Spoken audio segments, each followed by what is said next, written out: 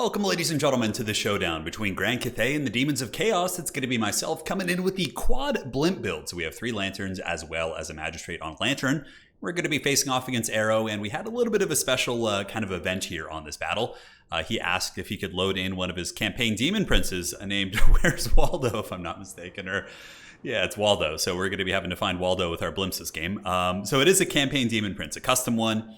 It's not like super insane. He does have anti-large and armor piercing, and let's go ahead and take a look at the rest of the abilities here. So in case you guys don't know, in multiplayer, you can check off a setting to allow players to load in characters from their campaign, so like custom characters and whatnot. And I actually think that could be kind of a bit of a fun idea. What if we had an event like, okay, so you have it, each player has an hour to like progress a character in a campaign like as fast as they can, and we would pick a difficulty, and then afterwards they could come in and fight a tournament with that lord. Wouldn't that be kind of fun?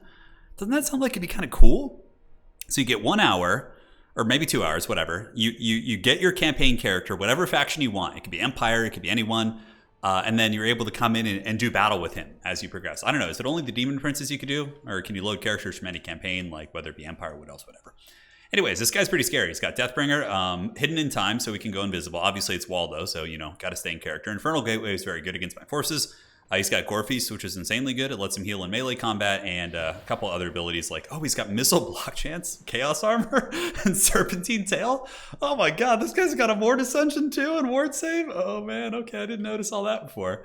Now, for my army, guys, I came here to send a message, and the one message is that the Dread Blimps are coming for you. So it's going to be 4 Sky Lanterns with Jade Warriors on the ground. Astromancer is going to be our caster, because obviously, you know, you can't bring the other lords if you bring a Magistrate Lord. And yeah, Astromancer has Wind Blast, Comet, and Harmonic Convergence, Jade Warriors, as well as Great Longbows. The idea is that, obviously, I'm going to lose out on the objectives in the early game, but over the course of a long grind, maybe we're going to be able to kind of just cackle here and cause some problems. So that's pretty much it, man. This is a wild game. You guys are certainly in for a treat. A lot of ridiculous stuff going down. And yeah, give me your feedback on that, about the campaign loading thing. I think that could be kind of a fun one where if you're able to do it with other factions, like who would you pick for the Empire, though? Like, yeah, it's kind of tricky because you get the campaign abilities, right? Or do you just get the items? I'm not sure. Yeah, it looks like you do get the abilities that you're able to kind of load in. That sounds like fun. That actually sounds like a ton of fun. So Jade Warrior's going to move up. I'll do some fast forwarding. Everything's in slow motion when you're playing with blimps. Like, just look at this. They just like move up, and it's just like the game's just now starting. But look at the DPS on the lanterns. Exalted Flamer of Tzeentch kind of getting wrecked here a little bit. Although he is able to get a nice shot right here. Jade Warrior's going to be taking a bit of a beating. But overall, you know, the dreaded triple lantern. And I believe you can still spin to win them. So they shoot from all angles. See how they're shooting sideways at his Waldo over here. So the shield breaker does go down. But strangely enough, it didn't do any damage, even though we got the on-contact effect. Very, very weird. But look at that Exalted Flamer. That thing got absolutely pounded. So now the Lantern's going to be putting some DACA down onto the Bloodletters here. And the game plan was, Bloodletters are a hard counter against Cathay Infantry. They just absolutely annihilate them, right? So you let them get up, and then you rear charge them with the Long Marauders, while the Jade Warriors are basically the Anvil, and the Long Marauders are the Hammer. Things get pretty real here. We do get Waldo coming in, so Waldo's going to be getting blasted by the Iron Hail Gunners, and they do good damage, but yeah, he's got the Ward Save, he's got Missile Block Chance. I did not know that he had a shield as well, so now we are learning, and it's all making more sense. Long Marauders coming in tandem with the Wind Blast. We get a big charge into the back there, and you can see that those Bloodletters are going to get pounded pretty hard. Immediately, they're probably down to like 40%, and we look, and yeah, they're at about 40%. The other ones are dying very quickly as well. A Harmonic Convergence being used, and look at this, guys. Inspired Defense from the Magistrate, giving melee defense up to 60 on these guys. And really, really nice Infernal Gateway coming in from Arrow here. We are, of course, ahead on value, but it's going to get scary pretty quickly as we do start to get Seekers of Slanesh in our backfield. I summon in a couple Jade Lancers to try and deal with this, but pressure is pressure, and, you know, Waldo's a little bit beat up. Deathbringer's active, and at this point, my Long Marauders, they don't want to be fighting him. He's anti-large, he's armor-piercing. You know, normally Demons of Chaos don't have much armor, but his loaded campaign character does have 95 armor. And Silver Shield? I thought it was a Bronze Shield when I looked a minute ago. All right, things are changing. Now, the Exalted Flamer of Tzeentch is on death's bed. The Dread Lantern's putting some work in here. You know what? Honestly, I'm having a pretty good time with these Lanterns. I can see why they're pretty good in land battles, right? They just kind of sit there and generate value. Whereas in Dom, they do give up a little bit of presence on the ground, but yeah, they're not doing bad. Exalted Flamer getting chased back, so we did toast that guy down, just kind of running him off here with the Great Long Marauders. And aside from that, we're just trying to hold it down to the best of our abilities. Jade Lancers battling against these Seekers. Seekers were able to temporarily shut down my Iron Hail Gunners. And now these units did go to Objective 3, so he's flanking me with his kind of bottom reserves. And the old Jade Lancer is going to be trying to keep these demons at bay. But Bloodletters, even though they are quote-unquote an anti-infantry unit, they still have good enough armor piercing that if Jade Lancers stay in sustained combat with them, you know, they're going to be able to kind of cut through them and do some good work. But we are breaking a lot of the demons here. Jade Lancers do run over some Nurgling reinforcements. The Lanterns are, you know, they're putting some work in. And I would imagine, you know, up to almost 300 value here. Really, I am not upset about it, guys. The Lanterns doing work. But again, that's the issue, is the nature of Dom. Like, having the capture weight on the ground is very, very important. And a large portion of my army is invested in the quad Lantern here. Now, we do get the Waldo coming in again, so he's going to be, I think his name's El Waldo or something. Is that what it is? Yeah, heck, Waldo. But the Lord Magistrate's going to be getting hunted, so he's going to turn and try and float away here. And he's not the tankiest lad. He does only have 20 melee defense. Now, I do have a Mortis Engine against flying units, but obviously it's not going to do anything against these type of units. Sweet Sorrow is being activated, so Waldo's going to be very quickly hunting down the Magistrate here, which we actually had a Magistrate bounty attempt recently. One of the players in our tournaments did host or attempt to win a Grand Finals or a top 4 with a Magistrate, so that'll be pretty interesting to see how that one went. On the bottom ground, we do see Iron Hail Gunners putting some DACA up into Waldo here. He's currently hidden in time. Iron Hails are a very, very good answer against single entity models, but a good play by Arrow. He is going to be dropping the big Vortex right here, which is going to be punishing one of the few answers I have. So I'm up in value pretty considerably. I have some Jade Warriors heading to Objective 3 to try and grab that. Down here, we do see Jade Lancers battling the Popcorn Bandits, so the Blue Horrors of Tzeentch are going to be getting wrecked pretty badly. Now on the backside, I do decide to go for a little bit of pressure. Long Marauders dive in. But in my brain, I kept saying to myself, oh, he's a Demon Prince. He has low armor. Long Marauders can do something against him. But yeah, now that I'm seeing this and he has 95 armor, I'm like, oh man, that's some serious stuff right there. Now, disclaimer I forgot to mention earlier is that Arrow obviously knew his Demon Prince was quite overpowered. So he came in with, I believe, 1,000 less gold overall to simulate this guy costing 4,000 instead of 3,000, which is what I think he paid for him in the army. So a little bit of a nuance to be acknowledged there. Jade Lancers charging into the Nurglings, getting a little bit of action as the Blimp Magistrate does roll away here. And now there's going to be a combat of Cassandora attempts, but the Steel Chair Lord comes down. Waldo with Deathbringer active, 821. He interrupts the bombardment, which hurt pretty bad. I was like really excited to get a big comment and try and take these guys down, but alas, it was not the case. Now, going to be summoned against some crossbows. Crossbows, of course, very good against Demons of Chaos if you can protect them against Furies and Fleshhounds and Seekers and all that sort of stuff.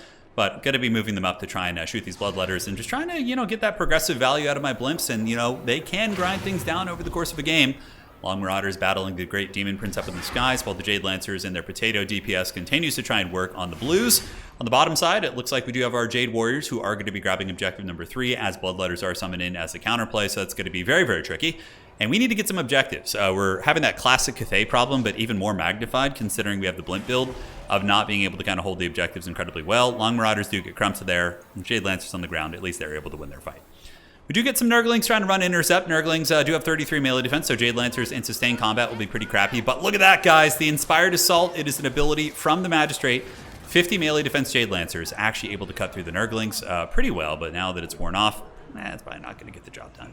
Good response. Demons of Chaos, of course, have access to Seekers of Slaanesh, which I think are a very good cav unit. You know, if the regular Slaanesh roster didn't have just like the BS Hellstriders, these guys would actually be used incredibly often. Really good armor piercing, and you know, players who are top tier like Arrow, for example, who have that micro where they can really, really be efficient and kind of like work them like a scalpel. They can do a lot with them, right? So Seekers of Slaanesh going to be getting into the Jade Lancers there, and you know, I actually played another game with Arrow, which we'll be having on the channel soon, where he actually made the Slaanesh Chariots look really, really good. It was a pretty awesome game. So that'll be coming up sometime in the next couple weeks. Jade Warriors on the way up. We were able to kill some Bloodletters back here, but not before they put quite a bit of hurt on these guys. And now we have our Jade Warriors staunchly fighting on this objective, but they are not going to be able to hold terribly well. We got these Manta Rays back here. We do also see the Bloodletters getting those sweet, sweet karate chops. And yeah, Jade Warriors have really terrible offensive output. And basically Dwarf Warriors, I think, like, I'm trying to think which one. Yeah, I think Jade Lancers are slightly more efficient than Dwarf Warriors, but again, Dwarves have a lot of other benefits that Cathay doesn't, and you know, vice versa. They're different rosters despite having a lot of similarities. Up in the sky, you know what? The Lanterns are all still going, baby. They're floating, they're getting those pot shots, and they do wear things down. I mean, it takes some time, but they do eventually get there. Crossbows on the slow push, and now we're on that slow push train. Trying to brute force this objective, so I do get some old Spears on the way over. Spears going to be the front. They're going to be the Anvil and the Long Marauders. Just like you saw earlier, you saw how effective Long Marauder rear charges can be against light armor. This time it's a little bit scary, though. He does have Screamers of Tzeentch, so it's going to be mitigating their efficiency a little bit, and the Peasants into the Bloodletters is going to suck pretty bad. So trying to wear down the Screamers. They have 1,200 HP, and it's weird. Yeah, we're like kind of attacking them, but it looks like the Long Marauders like weren't truly attacking them. They were just kind of sitting there. A little bit of a strange thing. Classic Total War stuff. And down in the low ground, really beautiful vortex there from Arrow, and once again taking advantage of his Slaneshi mobility. So he's actually passing me in value. The Blimps of Doom over here getting some nice pot shots while the crossbows move up, but obviously the maneuverability is on his side with all these Seekers. I do have my Blimp Helms Deep, which will eventually wear these guys down. I mean, the Blimps have done not terrible in terms of damage.